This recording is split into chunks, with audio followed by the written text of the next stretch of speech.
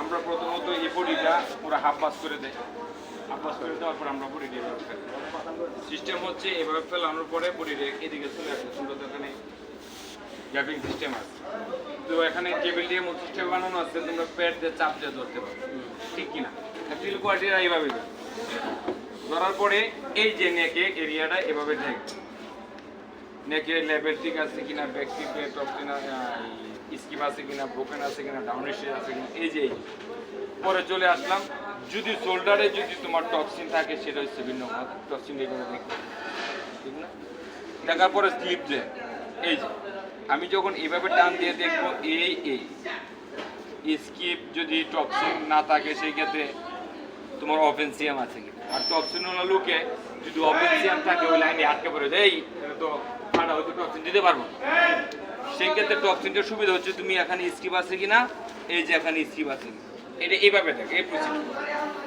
যদি তোমার টক্সিন না থাকে সেই ক্ষেত্রে স্লিপ জয়েন্টে এইভাবে টান দিতে হয়, টান দিলে এখানে একটা শেপের জায়গায় কিন্তু অফেন্সিয়াম এই জায়গাটায় বেশি হয়, কোন জায়গাটায়, এই জায়গায় তুমি এই চেক করলে আবার পুনরায় এখানে আসলে এখানে আসবে।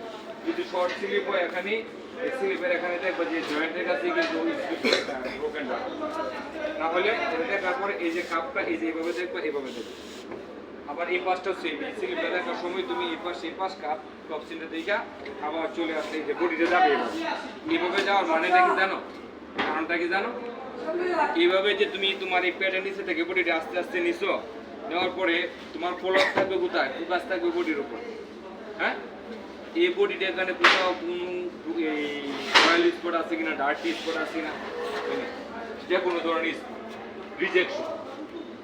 তো এখানে যদি তুমি বডির দিকে তোমার ফোকাস রাখো তাহলে এখান থেকে পাস হবে, তোমার ফোকাস থাকবে কোথায়, বডির দিকে। কিভাবে?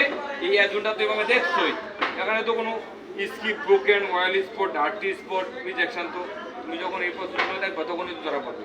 যখন এইভাবে যাচ্ছ তখনও দেখ, হ্যাঁ, দেখার পরে বটম এরিয়ায় চলে আসো। যদি বটম থাকে, যদি বটম ক্যাম্প থাকে সেটাকে এইভাবে দেখতে হবে। এই সিস্টেম হচ্ছে দুই পাশে এই কেন দেখতে হয়? সাইডে অনেক সময় সাইড মারার সময় হালকা যদি 2 মিলিও আপটন থাকে, ক্যাম্প করার সময় 2 মিলির জন্য সিঙ্গেল পরে ফাড়া পায়, ঠিক কিনা?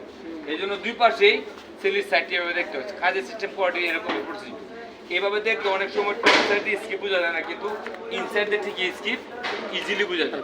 একটা ড্রপ স্টিচ এনে লুপারের সুতাটা একটা ফাঁক থাকে এরকম 3 কোনা, ঠিক কিনা? 3 কোনা ফাঁক থাকে। এটা দেখার পরে তুমি বডিটা আবার এই যে ব্যাক পার্টটা কেন দেখতেছো? ব্যাক পার্টটা দেখতেছো সেম এই স্পট এবং রিজেকশনের জন্য। দেখ আমার শেষ, টপ সাইড কিন্তু শেষ। টপ সাইড দেখার পরে তুমি আবার এই ব্যাক পার্ট দিয়ে ধরো, এই যে হাতটা এই যে এইভাবে ধরার পরে এই সাইডটা এইভাবে ফাড়ায় দেখতে হয়, এই যে সেই ক্ষেত্রে তোমার কোথাও যদি কোনো স্কিপ থাকে করতে পারো। আবার এই সাইড এই দেখার পরে যদি তোমার কোথাও কোনো স্কিপ থাকে সেটা তোমার। এখন দেখার পরে তুমি যখন এই স্লিপটা যদি লং স্লিপ থাকে এই স্লিপটা হাত নিতে হয় এবার, কেন? কোথাও কোনো অফেন্সিয়াম স্কিপ থাকতে পারে। সেম কেস এই পাশটাও এই যে এই পয়েন্টটা দেখার পরে হাতটা নিতে হয় এমনি, যদি কোনো স্কিপ কিংবা অফেন্সিয়াম স্কিপ খায়া লাগে, স্লিপ খায়া লাগে, কিন্তু অফেন্সিয়ামটা এভাবে হাত নেওয়ার পরে তোমার স্লিপ খাবে না, তোমার ফোকাস থাকবে তোমার সিএমের উপর। কোথায়? সিএমের উপর।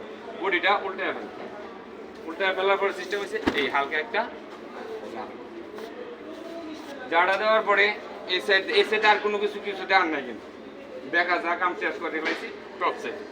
এখন তুমি এই পাশটা দেখলা কোথাও কোনো থ্রেড, আনকা থ্রেড আছে কিনা, সুতা আছে কিনা, হ্যাঁ, দেখার পরে আবার এই সাইড করলাম, এই সাইডে ব্যাক টিপের এখানে কোনো সুতা আছে কিনা। এখন চলে আসলাম, এখন যদি তুমি কিউসি পাসটা লাগাচ্ছ, যদি কেয়ার লেভেলের সাইজ থাকে তুমি এই সাইজটা দেখে পরে কিউসি পাস চেঞ্জ। আমার বডি চেক করা শেষ।